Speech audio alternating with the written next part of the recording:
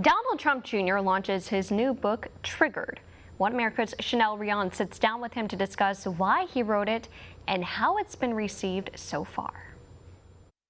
All right, we're here in Adam Schiff's backyard this morning, just down the way from UCLA with the Executive Vice President of Trump Organization, Donald Trump Jr. Thank you so much for sitting with us this morning. Good to be here with you guys. How you doing? Congratulations on the new book. Thank you very much. The title is triggering a lot of people out here these days. Talk to us about, first off, the easy questions. Why did you call it Triggered? What was your trigger moment to writing this book?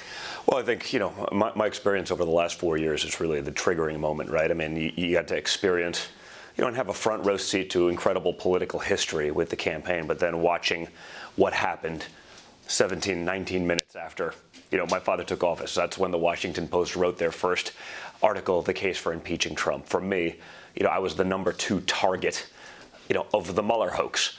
And I get to write about that in long form. I mean, you've all probably seen me sort of attacking on social media, sending up a tweet storm, but to have 300 pages to kind of take people through, what that was all like, what you were experiencing, in the end, I think they all get it. The end result was, Robert Mueller gets up, and that was the Democrats' trump card after failing in the report, after failing in everything else.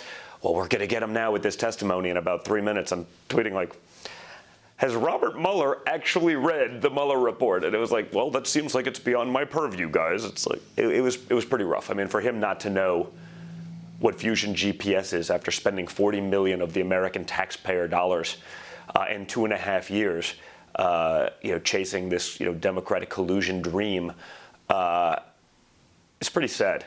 It was pretty sick. So, in going through all of that, I'd tell these stories. I'd campaign for people endlessly on the, those who are supporting my father. They're like, you gotta write that story down. And then you hear that once or twice, and it's like, well, whatever. You hear it a lot.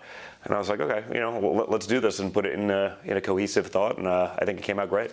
Well, what do you hope is the, 25 years down the road, it seems like a lot of what you addressed in this book really will illuminate another side that is not being told right now in the media. What do you want the key takeaway to be 25 years from now? Well, listen, as Americans, I value our First Amendment rights. I value our Second Amendment rights. I frankly value all of them. And you see that there is a full frontal assault on all of those things. You can have opinions if it's exactly what the mainstream media left opinion is. If it's not, that's when you get into trouble. So I get into great detail, about, the hypocrisy within mainstream media.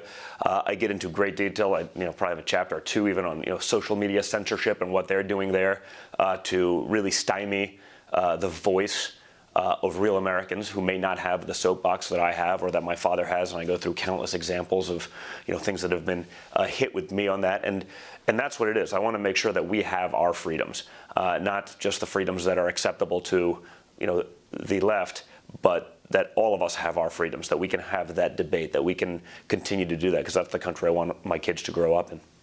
Want to see more videos like this?